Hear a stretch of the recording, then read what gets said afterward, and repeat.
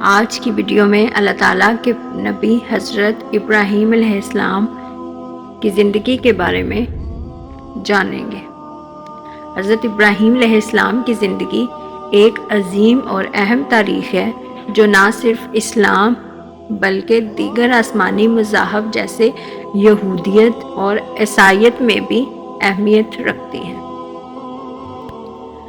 حضرت ابراہیم علیہ السلام اللہ تعالیٰ کے ایک برگزیدہ نبی تھے جنہیں خلیل اللہ کا لقب دیا گیا، جس کے معنی ہے اللہ کا دوست۔ آپ کی زندگی اللہ تعالیٰ کی راہ میں قربانی، صبر اور توحید کی تبلیغ سے بھرپور ہے۔ حضرت ابراہیم علیہ السلام کی پیدائش موجودہ عراق کے شہر بابل میں ہوئی۔ اس زمانے میں بادشاہ نمرود کی حکومت تھی جو خود کو خدا کہلاتا تھا۔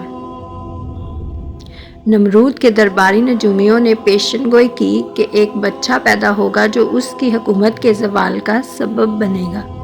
نمرود نے حکم دیا کہ ہر نومولود لڑکے کو قتل کر دیا جائے۔ حضرت ابراہیم علیہ السلام کی والدہ نے آپ کو ایک غار میں چھپا دیا جہاں اللہ تعالیٰ نے آپ کی حفاظت کی۔ جب آپ بڑے ہوئے تو اللہ تعالیٰ نے آپ کو ہدایت دی اور نبوت عطا فرمائی۔ آپ نے اپنی قوم کو بت پرستی چھوڑنے اور ایک اللہ کی عبادت کرنے کی دعوت دی۔ آپ کی قوم بتوں کی پوجا کرتی تھی۔ ایک دن جب سب لوگ شہر سے باہر گئے تو حضرت ابراہیم علیہ السلام نے تمام بتوں کو توڑ دیا اور سب سے بڑے بت کو چھوڑ دیا۔ جب لوگ واپس آئے تو حیران رہ گئے اور حضرت ابراہیم علیہ السلام سے پوچھا کہ یہ کس نے کیا؟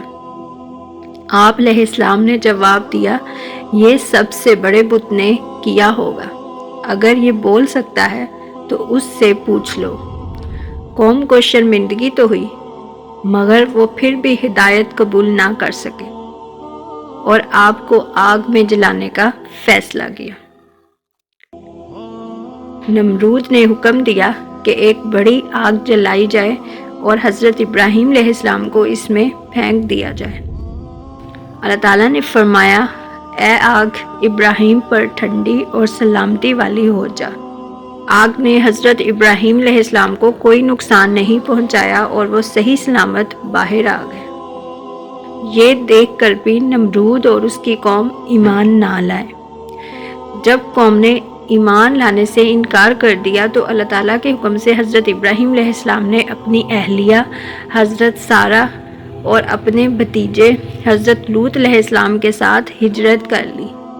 آپ فلسطین، شام اور مصر کا سفر کرتے رہے اور اللہ کا پیغام پہنچاتے رہے۔ حضرت ابراہیم علیہ السلام کی پہلی بیوی کے ہاں اولاد نہیں تھی۔ حضرت سارہ نے حضرت ہاجرہ علیہ السلام کو حضرت ابراہیم علیہ السلام کے نکاح میں دیا، جن سے حضرت اسماعیل علیہ السلام پیدا ہوئے۔ اللہ تعالیٰ نے حضرت ابراہیم علیہ السلام کو حکم دیا کہ وہ حضرت ہاجرہ اور حضرت اسماعیل علیہ السلام کو مکہ میں چھوڑ دیں۔ حضرت ہاجرہ علیہ السلام نے صفا اور مروہ کے درمیان پانی کی تلاش میں دوڑ لگائی اور وہاں پہ اللہ تعالیٰ نے زمزم کا چشمہ جاری کر دیا۔ جب حضرت اسماعیل علیہ السلام بڑے ہوئے تو اللہ تعالیٰ نے حضرت ابراہیم علیہ السلام کو اپنے بیٹے کی قربانی کا حکم دیا۔ جیسے ہی آپ نے قربانی دینے کا ارادہ کیا، اللہ تعالیٰ نے حضرت اسماعیل علیہ السلام کی جگہ ایک دمبا بھیج دیا اور آپ علیہ السلام کی قربانی قبول فرما لی۔ اسی واقعے کی یاد میں عید الاضحیٰ منائی جاتی ہے۔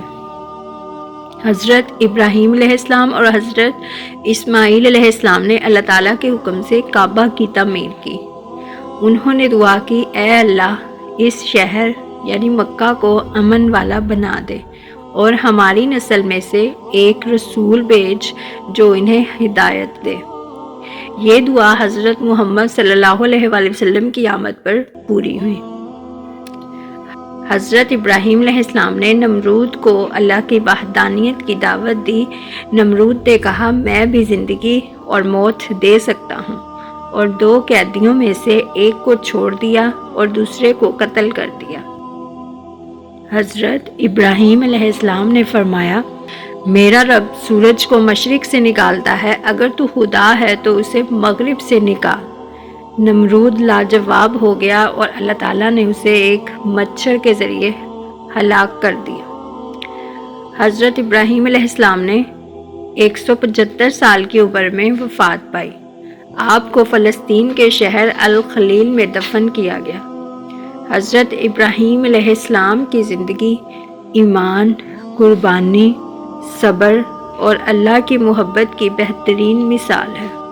آپ کی قربانیاں اور جدوجہد ہمیں سکھاتی ہیں کہ ہمیشہ اللہ پر بھروسہ رکھیں اور سچائی کے راستے پر قائم رہیں۔ آپ کی نسل سے حضرت اسحاق علیہ السلام اور حضرت اسماعیل علیہ السلام ہوئے، جن کی اولاد سے بعد میں بنی اسرائیل اور حضرت محمد صلی اللہ علیہ وآلہ وسلم کی امت پیدا ہوئی۔ اللہ تعالیٰ ہمیں بھی حضرت ابراہیم علیہ السلام کی تعلیمات پر عمل کرنے کی توفیق عطا فرمائے۔ آمین۔